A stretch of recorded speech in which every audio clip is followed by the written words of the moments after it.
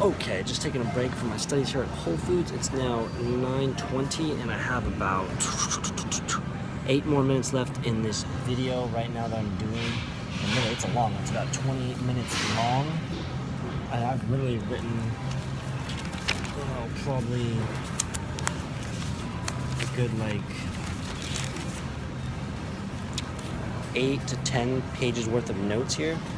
This is a substantial long video I'm doing as far as to help with the quiz I take right afterwards. But yeah, while I write these notes and I pause the video, I do have a lot of thoughts that run through my mind, just kind of observing people as I go through the exit and entrance of Whole Foods here. And yeah, my mind kind of just spaces out as I write, so I often have to find myself write it down and then actually read it over again, because I don't really know what exactly I'm writing down. I'm just kind of going autopilot. I copy what I see, write it down, and if you ask me to repeat it or recite it, goes straight over the head kind of thing. Quick little mention to the gum I was talking about earlier a couple of videos ago that I got here actually at Whole Foods. So it's Glee gum. It's a natural chewing gum spearmint, of course. I'm chewing it right now. The texture's a lot different than you would find in normal gum, but the ingredients are much different. So the main thing is it's aspartame free. Aspartame is a chemically manufactured compound. It's a sweetener. It's found in a lot of mainstream processed products and sweeteners, and like I was saying earlier, there's been plenty of there's been plenty of research on aspartame. I guess you could say medical research too, and the effects of taking in aspartame. And I alluded to earlier a 1995 FDA study, and I'm guaranteed there's been plenty more studies since then on just all the negative symptoms and effects that absorption of aspartame can cause on the body itself.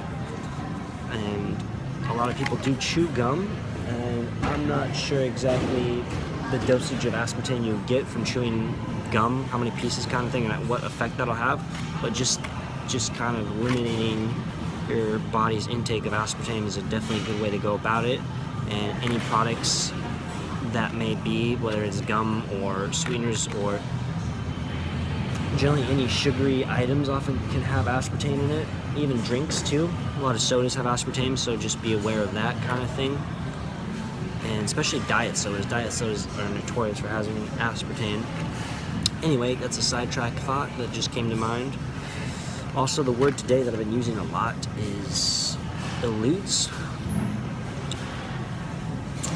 Just saying, sometimes, some days I have word selection in my mind that I will say repeatedly in different scenarios. So that's just funny to think how the brain works. It's a very powerful engine of our body. It's, you compare your body to a car. Without your brain, you're not going to run, just like a motor in a car. Without a motor in the car, it's not going to run at all. But you could say that about any piece of a car. Without one part to a car, it's not going to run to its full capacity. Kind of same with human body. Without one portion, whether it's the brain, whether it's an organ, bone, you name it, it's not going to run at full capacity kind of thing. So yeah, I'm kind of just winging what I'm talking about right now while I take a break. All good though. This will be my last update from Whole Foods, and then I'm going to do a separate video on my walk back from Whole Foods to my apartment, kind of like I did earlier with the video walking back from Starbucks to my apartment. Just my random thoughts that come to me as I go, as it's just a continual practice and exercise for me to get my thoughts down. So that said, we'll keep finishing until they close. I got another about half an hour before they close, and yeah, go from there. Peace. All right, back to my now infamous, classical, and now routine of walking back from either Starbucks, aka the coffee house, or Holy World, aka Whole Foods, and just starting to shout out and discuss any thoughts that come to mind. I'm going to start off with saying productive session. Didn't get to my quiz yet for this section of the course that I was doing tonight. I'm going to work more on it when I get back home here. The reason I'm leaving is it's about 10 o'clock and a couple of the stores that I do Wi-Fi at are closing at 10. So I have to make my way back to home base. Really long video, about 28 minutes. I don't know how many slides it has, but it has a ton of slides. And I don't know how many questions will be on the quiz. But I'm just jotting down everything to get somewhat of a better grasp of the information. There's no way I can regurgitate all that information. I don't know how many, unless you have photogenic memory, you'd be able to. But writing it down definitely helps me get a baseline of the information that's being delivered. And I can go back and find the information a little better because I write down bits and pieces, notes from each slide, and I highlight sections, so it somewhat helps. It's somewhat systematic in how I jot things down. It helps a little bit. So yeah, I'm gonna work on that, but before I get back into it, I'll probably purchase my music festival ticket. I tried it a little earlier and it wasn't able to do it for some odd reason. It said it was an error, so I'm gonna try again, and if it doesn't work tonight, I'll have to find another way to do it. Pretty expensive ticket, but it's definitely worth it because, like I was saying earlier, don't have to worry about housing or anything like that, so it makes it worthwhile to just pay for a 3-day event ticket. Funny thing is, I think at this point in time I'll have to put down my address in Alaska because it's tied to my card that I'll be using to purchase the ticket, so they'll actually send my music festival ticket to Alaska, in which case I'll have to have it get shipped down once I have a P.O. box here. And I was gonna go get my P.O. box squared away today, but I went to the CrossFit competition earlier today, and the post office is only open till 1:30 in the afternoon, and they're closed on Sunday. So I'll see what if I can get over there on Monday, depending on how my schedule goes. Depending on if, I don't even think an hour long lunch is long enough for me to square that away, because I have to actually go to a specific USPS location. So I can't just go to any random one and get my P.O. box squared away, because I already paid for it online. I just have to fill out a piece of paperwork and provide 2 forms of identification. And I gotta also figure out how to print out this piece of paperwork because I don't have access to a printer, so I'm gonna see if maybe work will let me do it, but it's not a work related issue. But we'll see. Regardless, I'll figure it out. Thoughts that came my way. I was thinking back earlier to one of my classmates when I was going to MPTI presentations on when you're training a female client, and just being aware of the whole menstrual cycle.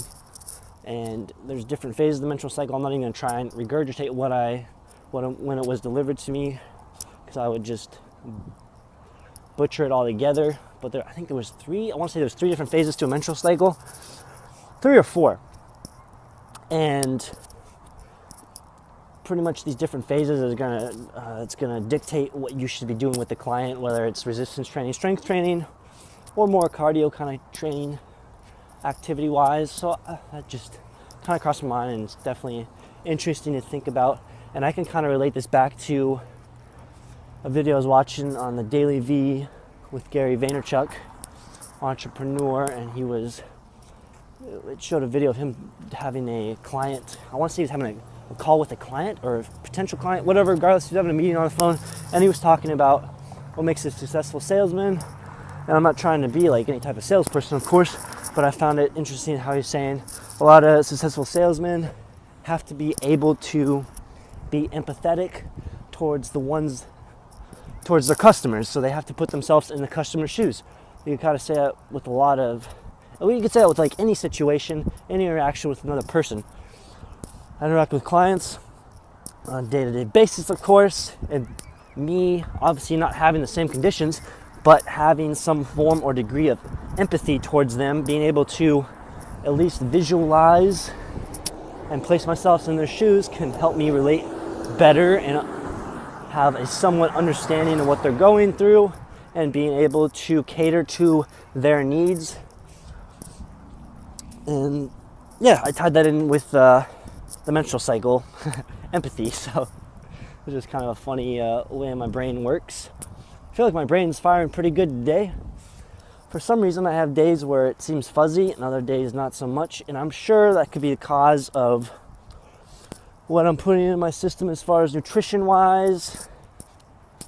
And I know there's big proponents nowadays, you kind of call the term biohacking, hacking your way to being more efficient with your body.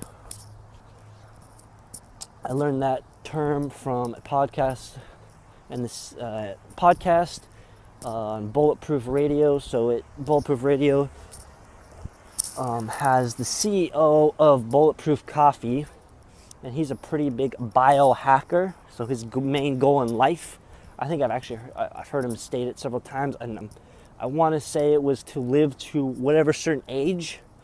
Maybe it was like 120, 150 years old. And in order for him to do that, he has to hack his body into performing optimally, or probably even above and beyond optimally, in order to live that age, because nobody's ever lived that age. I don't know. If I had to guess what the oldest person ever to live, I'm going to say it's probably in the 120s. And it's funny, there's like those pockets of areas on Earth where you find people live longer than other places. And they're like, I want to say like 3 different islands. One's like in Japan, another one's like in Sicily or somewhere in Greece, and the other one, I'm drawing a blank. But I remember there was like these 3 predominant areas on the planet where, for whatever reason, either that's through diet, the environment they're in, people tend to live longer. I know, what's this? There's something in the bushes there. It looks, I don't know, it went away. Could be a cat or a raccoon, who knows? Getting sidetracked off what I was originally saying though. But yeah, going back to age, I know that the US doesn't rank extremely high compared to other first world countries when it comes to the average lifespan. I'm not going to say a number exactly because I don't know the facts exactly off the top of my head, but I know from some prior research, from me remember the US doesn't rank extraordinarily high, like it's not in the top 10 or anything for lifespan. I just got some neighbors out here real quick, talking. But yeah, that's age for you. That's where I started. I started talking about when I was leaving Whole Foods. I can't remember what I was starting to talk about when I was leaving Whole Foods, but I'm ending it with age because I just arrived approximately 8 minutes later at the apartment 1:30, and you already know what's about to happen. It's plur time. It's plur at 1:30. That's right. If you want to find some plur going on, you got to stop at apartment 130 to get it on. So as always, peace, love, unity, and respect.